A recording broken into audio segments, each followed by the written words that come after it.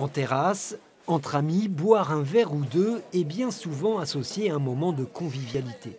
Ce qui pose problème, c'est la consommation quotidienne d'alcool. Comme le montre l'étude de santé publique, les plus de 50 ans sont particulièrement touchés.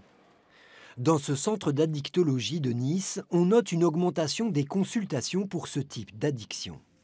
Le type d'alcoolisme qu'on voit actuellement, c'est beaucoup plus le côté compulsif. Donc c'est des gens qui, d'ailleurs c'est très difficile pour qu'ils se disent on est addict, ils disent qu'on n'est pas addict parce qu'on arrive à s'en passer d'alcool pendant quelques jours.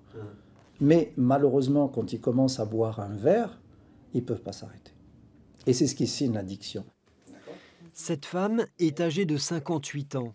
Elle vient pour la première fois en consultation. Elle souhaite se libérer de sa dépendance. Sous prétexte d'alcool mondain, lorsque vous êtes en compagnie, etc., on garde ses réflexes après lorsqu'on est seul. Et on peut, lorsqu'on a une contrariété, finalement, on peut se retrouver à boire sans vraiment être accompagné. Parce qu'on se sent mal, on comprend qu'il y a quelque chose qui ne va pas.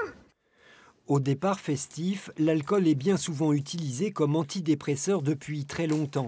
Il faut bien souvent faire un travail psychologique pour déterminer la cause de cette consommation régulière. Les gens qui, à 50 ans, se posent cette question et qui sont dans une consommation problématique, c'est rarement commencé à cet âge-là. C'est-à-dire qu'il y avait déjà des antécédents avant.